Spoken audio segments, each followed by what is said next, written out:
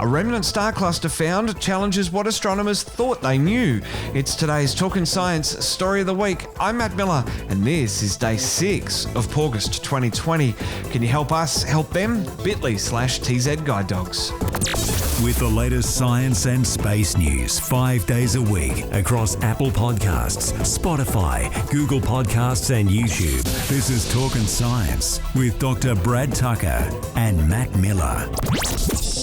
Brad, our next story of the week. I'm not sure how I feel for this star cluster. Its very existence is being called into question by some astronomers. Yeah, look, that's a bit of a harsh call, right? You know, why do you exist? What's your purpose? You shouldn't be here. You know, that's not very accepting. But this is exactly what it is. It's the Phoenix cluster with this new study led by Australian PhD student, in fact, has really been shown that it is quite interesting in terms of its makeup, and therefore it's a bit surprising that it does exist. And these are the things that we do like in science and space. These things that shouldn't exist or we think exist are the things that usually tell us the most because they challenge our beliefs and theories. And this study was part of a project to study stellar streams in the Milky Way. It's known as the Southern Stellar Stream Spectroscopic Survey. I did that on one take.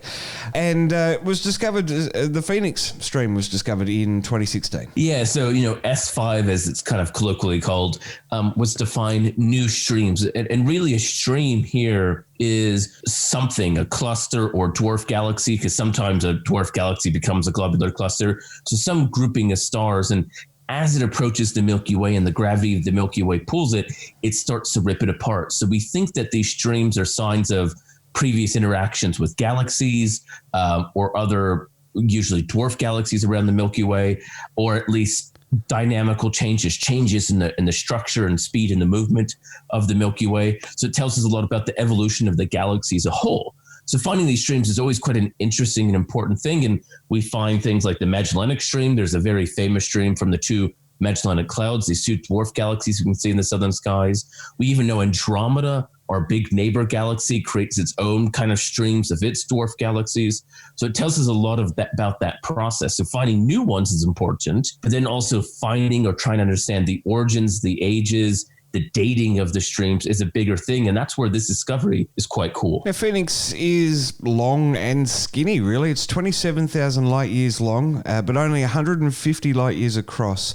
And some estimates are putting between 100,000 to a few million stars in there. Yeah, these clusters or streams could be quite big in the sense that there could be quite a lot of stuff in it. If we point to a globular cluster called Omega Centauri, it's one of the famous objects in our skies. It's great to look through a telescope. We think that it could be kind of the remnant core of an old dwarf galaxy.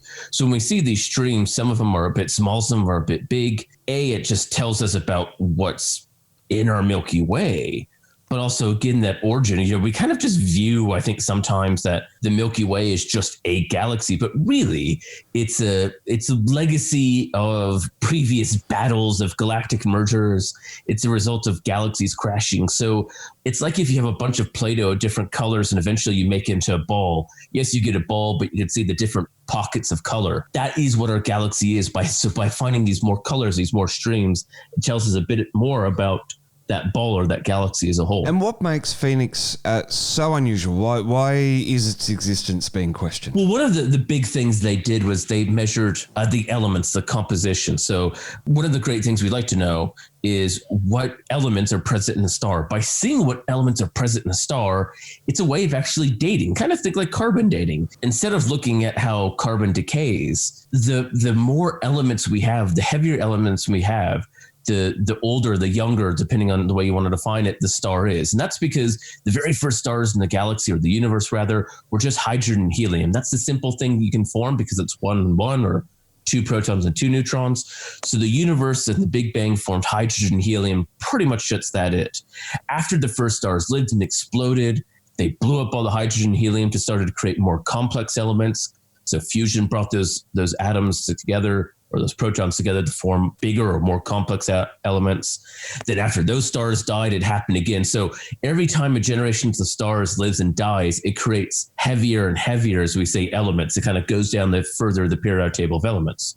So if you look at our sun is the third generation in the history, because we have, hydrogen, helium, and lithium, but we have lots of things down the periodic table of elements.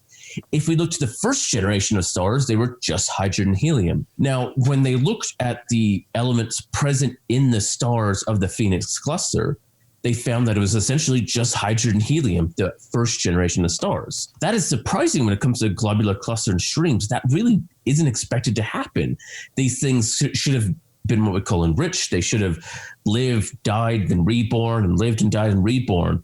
So this kind of is a relic cluster from the very first generation of stars formed after the Big Bang, and we didn't think they were around. We didn't think it happened. So it's a really big surprise. It's kind of like your grandparents, and that's what we're looking at here in generation. And you think, oh, well, you only have one or two grandparents. Okay, that makes sense. And then you go to their house, and it's actually like 50 of them hanging out, and you're like, where the hell did you all come from? We didn't think you were that many. That's what we just found. It is estimated that it's only going to be hanging around for another orbit or two of the Milky Way. But having said that, the orbits last about a few 100 million years to 1 billion years. So it's going to be around for our lifetime. And a few more. Yeah, look, relatively around for the lifetime, but in terms of, as you said, the history of itself, not that much. It has only 2 more laps to go. It's just one lap is super, super, super long. And Brad, looking forward to tomorrow. We're going to be talking about Amazon's approval to compete with Starlink.